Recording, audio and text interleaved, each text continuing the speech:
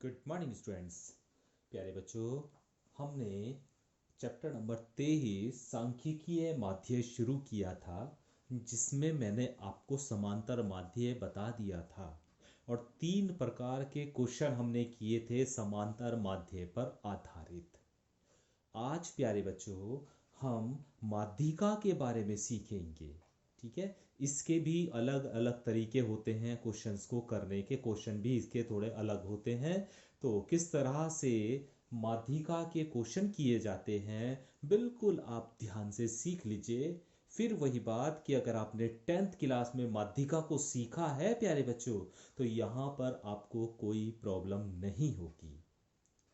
तो आइए सीखते हैं हम कि माध्यिका क्या होती है, किस तरह से इसके क्वेश्चन आंसर किए जाते हैं। ठीक है, तो देखिए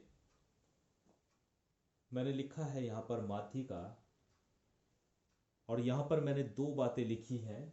पहली कि यदि आंकड़ों की संख्या जिसे हम n बोलते हैं वो विषम हो, जैसे कुछ आंकड़े दे दिए और उनकी संख्या देखी आपने, तो आपने देखा 7 आंकड़े हैं, 7 संख्याएं लिखी हैं, या 11 संख्याएं हैं, या 13 हैं, इस तरह की संख्याएं लिखी हुई हैं, यानी विषम है, आंकड़ों की संख्या विषम है, n का मान विषम है। तो माध्यिका का फॉर्मूला होता है n+1/2 वा पद, n+1/2 वा पद, ऐसे लिखते हैं प्यारे बच्चों इसको। दूसरी बात यह है कि यदि आंकड़ों की संख्या सम है, n का मान अगर सम है, तो माध्यिका का फॉर्मूला हो जाता है n/2 वा पद प्लस n/2 + 1 वा पद, और अपॉन 2 इस पूरे के बटे 2 है। तो ये फार्मूला तब काम आएगा जब आंकड़ों की संख्या विषम होगी, और ये वाला फार्मूला तब काम आएगा जब आंकड़ों की संख्या सम होगी। कैसे होगी ये थोड़ा सा एक क्वेश्चन के द्वारा समझ लेते हैं, ताकि आपको ये दोनों ही मेथड, दोनों ही फार्मूले क्लियर हो जाएं कि किस तरह से इन्हें अप्लाई करना है। तो मैंने एक क्वेश्चन लिया है प्यारे बच्चों, ये कुछ आंकड़े दिए गए हैं हमें, ये कुछ संख्याएं हैं, ये कुछ आंकड़े दिए गए हैं हमें। सबसे पहले आपको ध्यान रखना है कि जब भी आप माध्यिका का क्वेश्चन कर रहे हो और इस तरह के आंकड़े आपको दिए जा रहे हो, तो सबसे पहले इन सभी आंकड़ों को आप आरोही क्रम में रख लीजिए। यानी सबसे पहले छोटी संख्या, फिर उसके बाद उससे बड़ी संख्या, इस तरह क्रम को बढ़ाते हुए लिखना है संख्याएं। ठीक है, तो सबसे पहले इस आंकड़ों को आरोही क्रम में रखेंगे, यानी सबसे पहले छोटी संख्या, और छोटी संख्या इसमें है 32, फिर उसके बाद 32 से बड़ी संख्या वो है 35, फिर 35 से बड़ी संख्या वो है 41, फिर उससे बड़ी संख्या 46। तो इस तरह छोटी संख्या से बड़ी संख्या की ओर बढ़ते चले जाते हैं। तो सबसे पहले दिए गए आंकड़ों को आपको आरोही क्रम में लिखना चाहिए। ठीक है, तो सबसे पहले हमने आरोही क्रम में दिए गए आंकड़ों को लिख लिया है। अब गिनेंगे ये हैं कितने। 1 2 3 4 5 6 7 8 9 10 11, आंकड़ों की संख्या 11 है, यानी n का मान 11 है, n का मान 11 है, और 11 सम है या विषम है ये आपको देखना है। तो आपने देखा कि 11 तो विषम है, तो इसलिए विषम का ये वाला फार्मूला लगेगा। ठीक है, इस वाले फार्मूले का हम इसमें माध्यिका निकालने के लिए प्रयोग करेंगे, और फार्मूला क्या है, माध्यिका बराबर n+1/2 वा पद। n की जगह 11 रख देंगे, n की जगह 11 रखेंगे, तो 11 + 1/2, और 11 और 1 12 हो जाएगा, 12 को 2 से भाग करोगे तो 6 बचेगा, तो क्या जाएगा, 6वां पद, 6वां पद। ठीक है, अभी छठवां पद कैसे निकालेंगे, वो यहां से निकालेंगे। गिनिए आंकड़ों को, पहला पद, दूसरा पद, तीसरा पद, चौथा पद, पांचवा पद, छठवां पद, ये है आपका छठवां पद। कितना है, 58। तो छठवां पद आ गया आपका 58। तो माध्यिका आ गई प्यारे बच्चों इस क्वेश्चन की 58। तो तो इस तरह यदि आपके पास इस तरह से आंकड़े दिए जा रहे हैं और उनकी संख्या विषम है तो आपको ये पहला फार्मूला अप्लाई करना है, लगाना है। कैसे लगाना है ये मैंने आपको यहां पर समझा दिया है। अब ये क्वेश्चन प्यारे बच्चों इस वाले फार्मूले पर आधारित भी कर लेते हैं ताकि आपको दोनों फार्मूले क्लियर हो जाए। एक और क्वेश्चन देखते हैं प्यारे बच्चों। क्वेश्चन हमें दिया है, आंकड़े दिए गए हैं 71, 72, 76, 80, 88, 100। ये हमें कुछ आंकड़े दिए गए हैं और ये कहा है माध्यिका ज्ञात कीजिए। तो सबसे पहले काम क्या है आपका, आंकड़ों को आप चेक करेंगे कि ये आरोही क्रम में लगे हुए हैं या नहीं। अगर आरोही क्रम में लगे हुए नहीं हैं तो सबसे पहले आप इन्हें आरोही क्रम में लगाएंगे, और अगर लगे हुए हैं तो कोई प्रॉब्लम नहीं, फिर आप सीधा क्वेश्चन करेंगे। तो हमने देखा कि सभी आंकड़े आपके आरोही क्रम में लगे हुए हैं। अब हमने इन आंकड़ों को गिनेंगे तो 1 2 3 4 5 6, तो आंकड़ों की संख्या 6 बैठती है, यानी n का मान 6 आता है। और 6 तो सम है, n का मान 6 आ रहा है और 6 तो सम है, तो माध्यिका का ये दूसरा वाला फॉर्मूला लगेगा, जो फॉर्मूला होता है n/2 पद प्लस n/2 प्लस 1 पद और अपॉन 2।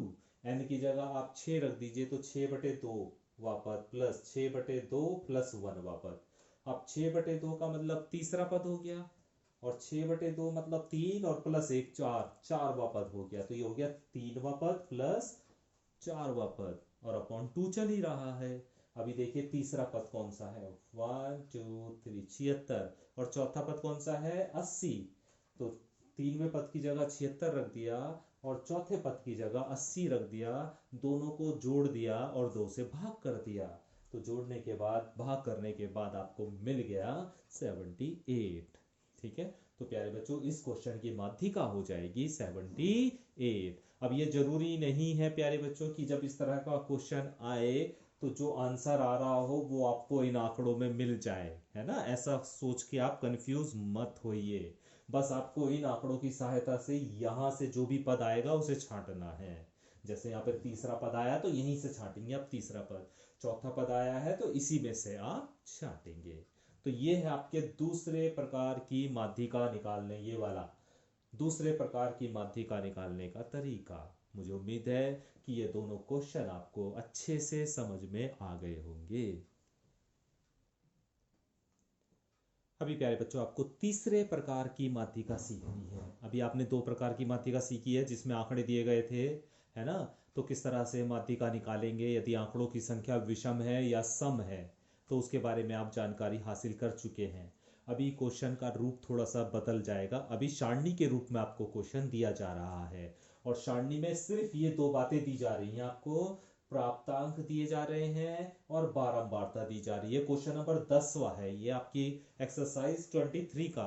हमने क्वेश्चन नंबर 10वां पहले भी किया था, लेकिन वो समांतर माध्य निकालने के लिए यूज किया था उसका। आज हम इसी क्वेश्चन को माध्यिका निकालने के लिए काम करेंगे। ठीक है, तो हमें प्यारे बच्चों इस क्वेश्चन में सिर्फ ये दो कॉलम दिए जाएंगे। ठीक है, और हम जानते हैं बारंबारता को हम f के द्वारा प्रदर्शित करते हैं। लिखना चाहे आप इसे लिख दीजिए, बारंबारता को हम f के द्वारा प्रदर्शित करते हैं। ठीक है, प्राप्तांक जो भी दिए गए हैं उसे हम x के द्वारा प्रदर्शित करते हैं। यहाँ पे जरूरत नहीं है x के द्वारा प्रदर्शित करने की, क्योंकि x की हमें यहाँ जरूरत पड़ेगी नहीं, तो इसलिए मैंने यहाँ पे x लिखा नहीं है। ठीक है, अब प्यारे बच्चों हमें जब माध्यिका निकालनी हो और सारणी वाला सवाल हो तो हमें संचयी बारंबारता निकालनी पड़ती है। जब सारणी वाला सवाल हो, इस तरह सारणी वाला सवाल हो और माध्यिका निकालनी हो तो हमें संचयी बारंबारता सारणी भी बनानी पड़ती है। तो हमने एक कॉलम इसमें जोड़ दिया है संचयी बारंबारता। और इससे पहले चैप्टर में प्यारे बच्चों आप संचयी बारंबारता सीख चुके हो, किस प्रकार बारंबारता की सहायता से संचयी बारंबारता बनाई जाती है। पहली बारंबारता ऐसी लिख देते हैं, फिर इस संचयी बारंबारता में अगली बारंबारता जोड़ देते हैं। तो इस 4 में ये अगली बारंबारता जोड़ी तो 11 हो जाएगा, तो दूसरी संचयी बारंबारता हो गई 11। अब इस 11 में तीसरी बारंबारता जोड़ दो, तो 11 में 8 जोड़ोगे तो 19 आ जाएगी, तो तीसरी संचयी बारंबारता आ जाएगी 19। 19 में अगली बारंबारता 7 जोड़ दो तो 26 आ जाएगी। इस 26 में अगली बारंबारता जोड़ दो तो ये 30 आ जाएगी। तो प्यारे बच्चों, जब इसका आप योग करोगे, इन्हें जब जोड़ोगे तो वो भी 30 आएगा। और इसे हम क्या लिख सकते हैं, सिग्मा एफ। तो सिग्मा एफ बराबर कितना आ गया है, 30। और यहां पर प्यारे बच्चों सिग्मा एफ को हम n के द्वारा भी प्रदर्शित कर सकते हैं। इसे हम n भी लिख सकते हैं। सिग्मा f को हम n भी लिख सकते हैं, या ऐसे लिख सकते हो आप इसे, n बराबर सिग्मा f, यानी n की वैल्यू सिग्मा f की वैल्यू के ही बराबर होती है। तो यहां पर आप देख रहे हो प्यारे बच्चों, n की वैल्यू कितनी है, 30। n की वैल्यू कितनी है, 30। और 30 कैसी है संख्या, सम संख्या है। n की वैल्यू जो आई है वो सम संख्या है, इसलिए जो माध्यिका का फॉर्मूला लगेगा वो सम वाला फॉर्मूला लगेगा। फॉर्मूला वही है जो अभी आपने सीखा है, n/2 वा पद प्लस n/2 प्लस 1 वा पद अपॉन 2।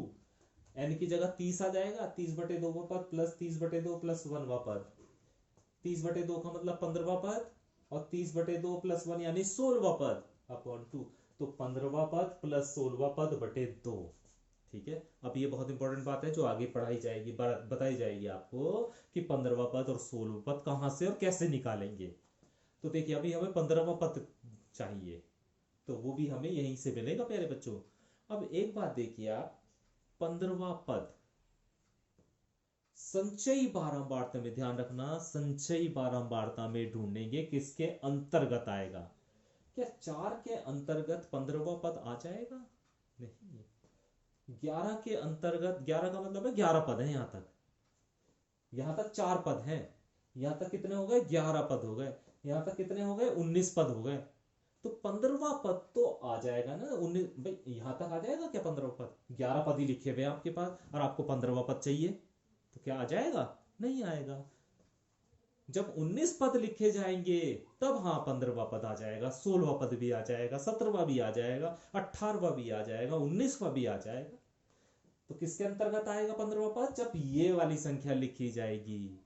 ठीक है, तो प्यारे बच्चों 15वां पद इसके अंतर्गत आना है, यहां तक जब आंकड़े लिखे जाएंगे तभी आएगा 15वां पद। तो ठीक इसके सामने जो x है, ठीक इसके सामने जो x है कितना है, 12। तो इसका मतलब ये हो गया 15वां पद 12 है। 15वां पद इसके अंतर्गत आएगा। इसके ठीक सामने जो x है या प्राप्तांक है या पदों की संख्या है वो देखेंगे कितनी है, 12। तो इसका मतलब 15वां पद 12 है। 15वां पद कितना है, 12 प्लस, प्यारे बच्चों 16वां पद भी तो इसके अंतर्गत ही आ जाएगा, क्योंकि 19 पद लिखे हुए हैं तो 16वां पद भी उसी में आ जाएगा। तो फिर वही 16वां पद क्योंकि इसके अंदर आ रहा है, इसके सामने जो प्राप्तांक है, बारंबारता नहीं, प्राप्तांक या पदों की संख्या जो भी दी हुई है वही होगा। तो 16वां पद भी 12 ही होगा। तो 12 प्लस 12/2, 24/2, 24/2 का मतलब हो गया 12। तो इसका मतलब क्या हुआ प्यारे बच्चों, कि इसकी जो माध्यिका हो गई क्वेश्चन की वो हो गई आपकी 12। ठीक है, तो आज आप जो मैंने माध्यिका के आधार पर आपको ये क्वेश्चन बताए हैं, 3 तरह के क्वेश्चन आप कर चुके हैं। उन तीनों तरह के क्वेश्चन की प्रैक्टिस आप किताब में क्वेश्चन ढूंढ के कीजिए। ठीक है, अगर प्यारे बच्चों ध्यान रखिए, ये क्वेश्चन तो मैंने बता ही दिया है, दूसरे प्रकार का क्वेश्चन हो तो इसे आप खुद कर सकते हैं। अगर ऐसी सारणी दी गई हो और माध्यिका निकालनी हो और यहाँ पे विषम आ जाए, यहाँ पे विषम आ जाए, तो माध्यिका का वो फार्मूला लगा देना विषम वाला, n+1/2 पद। और छांटने का तरीका मैंने बता दिया है कि 15वां पद कैसे छांटेंगे, 16वां पद कैसे छांटेंगे, है ना। ये बिल्कुल वही हो जाएगा। अगर ये सारणी आ जाए और ये विषम आ जाए तो माध्यिका का दूसरा फॉर्मूला लगा देना। ठीक है, तो आज आप इतने ही क्वेश्चन इसी मेथड पर आधारित अन्य क्वेश्चन की प्रैक्टिस कीजिए। Thank you.